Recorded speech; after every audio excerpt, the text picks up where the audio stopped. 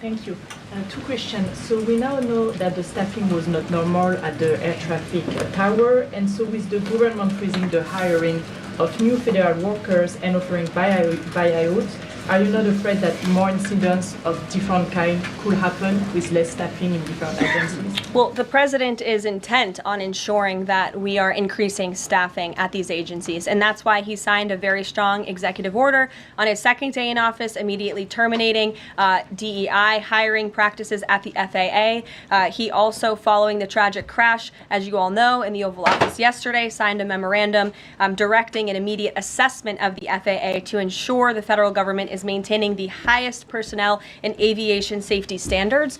And I would also just say there's a cultural piece to this as well. If you are an American who has spent many years studying aviation and you graduate from school and you're an air traffic controller based on skill and merit, and then you apply for a job and you're forced to fill out a biographical questionnaire asking you the color of your skin and asking you where you're from in details that aren't relevant at all to the job description, I think that deteriorates the morale of people in this industry. And if you talk to people in this industry, they'll tell you that.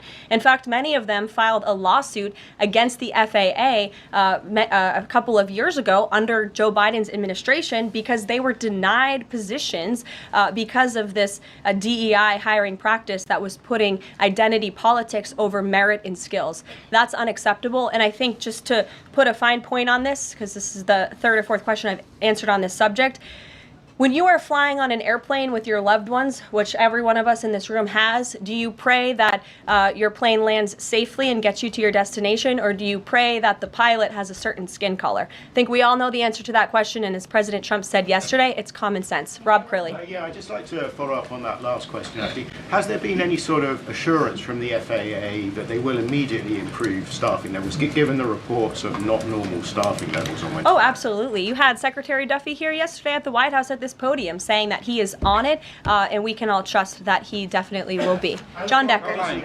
Thanks a lot, Carol. You called on me, right? Yes, I did. Thank you very much. As long as your name's still John Decker. It is, absolutely. Thank you. The president's meeting today with the founder and CEO of NVIDIA. What is that meeting concerning, and who sought that meeting? I don't have details on this. It's a private meeting. It will take place at 2:30 p.m. I'll try to get there in time, and I can let you know after. How's that? On Guantanamo Bay, can you give more details about setting up that detention facility at Gitmo? How will that come about? What's the timing in terms of standing it up?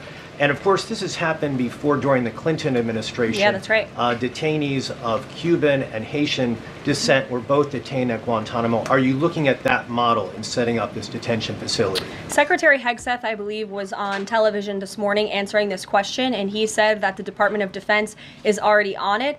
He has directed his agency to ensure that Gitmo is increasing their capacity for beds, and that's exactly what President Trump's executive order did. It directed Secretary Hegseth and also Secretary Noem to expand the Migrant Operations Center at the Naval Station to provide for this extra detention space. And as Secretary Hegseth confirmed this morning, that operation is underway. Sure.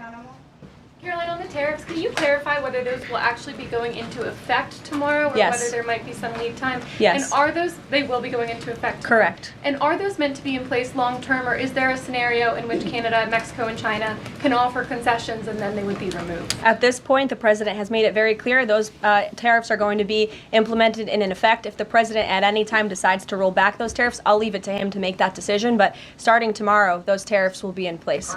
Sure. Thanks, Caroline. Yes.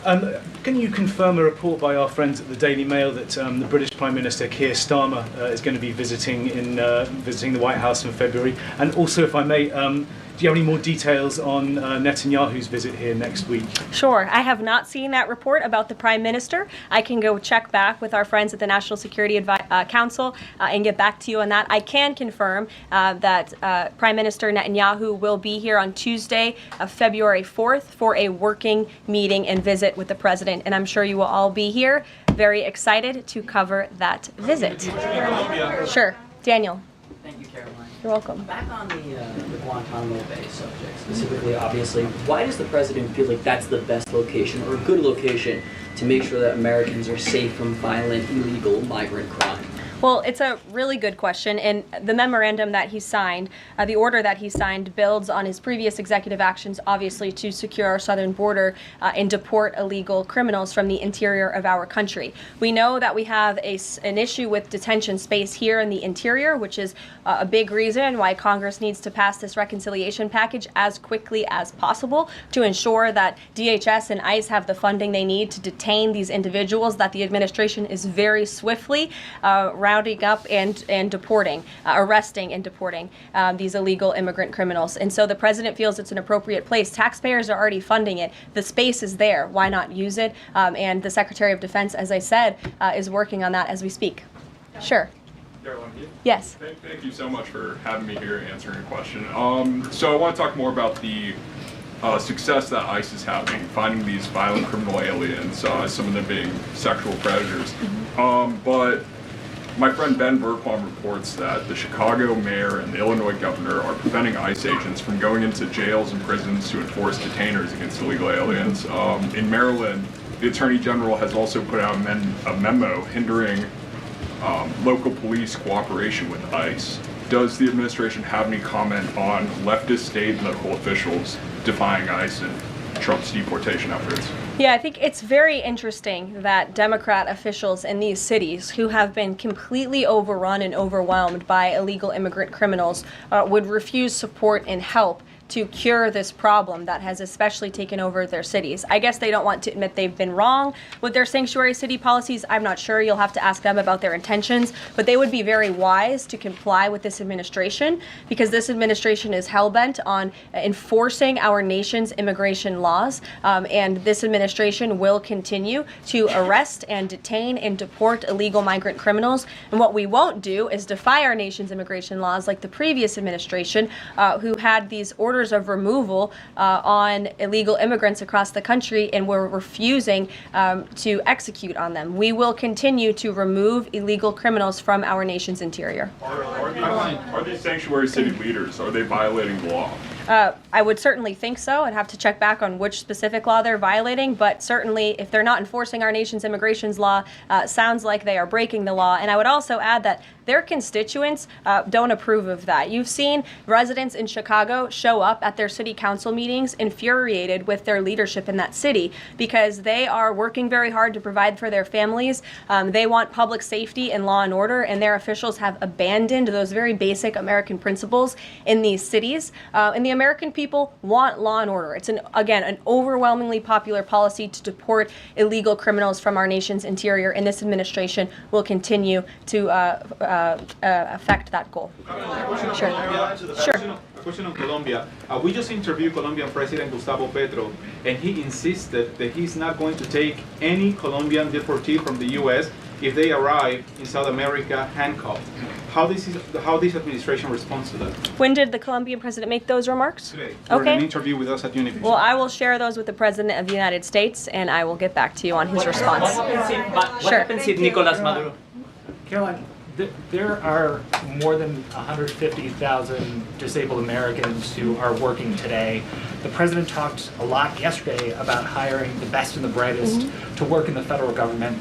Safety aside, does he believe that disabled people do have a place to work in the federal government? And does he also support the current protections for disabled people working in the private sector as well? The president has made it very clear that this is a common sense solution to solving some of the problems that we have seen at the Federal Aviation Administration and also when it comes to many of the federal agencies across our government. People should not be hired based on their disabilities, based on their skin color, their gender, their race. None of that matters. What matters to this president and this administration is how well you can do your job, and the American people agree with that sentiment. So it's about competence, skill, and merit. And so the president is focused on ensuring that the most competent individuals, the best and the brightest in this country, are in positions in this federal government, especially when it comes to public safety.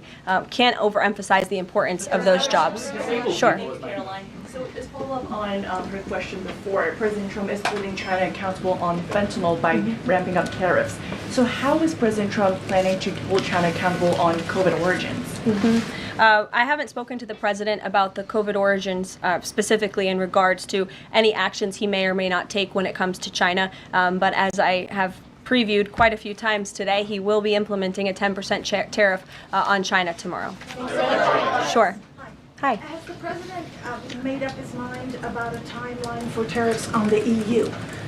No, he has not. And will it be a one-size-fit-all, or will it be differentiated among governments? I won't get ahead of the president on tariffs when it comes to the European Union. What I can tell you, again, is that the president will be implementing 25% on Canada, 25% on Mexico, 10% on China tomorrow for the reasons that I have repeatedly laid out in this briefing. Newsmax, go ahead.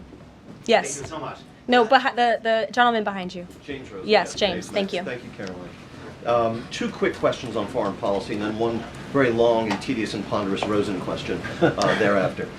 First, on Iran, we've heard very little about the president's forthcoming Iran policy besides his determination to prevent that nation from achieving a nuclear weapons capability. Is it the president's objective, short of the use of U.S. military force, to use the broad array of his powers to try to hasten the end of the Iranian regime? I think the president has actually made his position on Iran very clear, and he made that clear when there were the negotiations about the ceasefire, which we know obviously is now in place, and the deadline on that ceasefire has continued. He said that Hamas and Iranian-backed terrorists would have hell to pay if that ceasefire didn't move forward, and then quickly thereafter it did. I also do have news on the hostage front, which I'm very surprised nobody asked about this because it is big news story, and the White House applauds the release of 8 additional hostages from Hamas captivity, thanks to the ceasefire deal secured by President Trump. 3 Israeli and 5 Thai nationals are being reunited with their families and their loved ones after being held in unspeakable conditions for over 15 months. And the president remains committed to the release of all remaining hostages, and they should have never been taken by the brutal terrorist group Hamas in the first place. And I think President Trump's working meeting with the Israeli Prime Minister next week emphasizes his continued support for Israel and ensuring that brutal terrorists in that region have hell to pay. Sure. Can I just finish the other 2 questions? Sure. I know you want the long, ponderous Rosen. But first, on the Grinnell trip, as you know, under the previous administration, the U.S. recognized the opposition candidate in last year's elections, Edmundo Gonzalez, now exiled, as the legitimate president of Venezuela. Does the president's dispatching of Ambassador Grinnell to negotiate directly with President Maduro today mean that the U.S. now officially recognizes President Maduro as the legitimate president of Venezuela? Absolutely not. As I made it very clear, former ambassador and now special envoy Rick Grinnell is going to Venezuela with 2 very clear directives. Make sure that Tren de Aragua members, of which there are 400 currently in custody, are repatriated back to Venezuela, and that all United States detainees return home. Thank you very much, guys. Just on the president's use of language in this room yesterday, Sure. and without seeking to cast myself as some kind of moral exemplar because it's rather late in the day to try. Nonetheless, this was an event yesterday that began with a moment of silence for the victims of the air crash and the president's own invocation of, quote, a loving God. And then he uncorked that expletive to insult a former cabinet officer. It was the same expletive that I saw him use in the East Room in 2020 when he famously held up the Trump acquitted headline. My question is, if you could shed any light for us on how the president perceives his use of public profanity, which is a practice that certainly sets him apart from all of his predecessors. Does he regard it as an effective communications device, part of his appeal, or is it something that he lapses into inadvertently, perhaps in times of frustration and later regrets?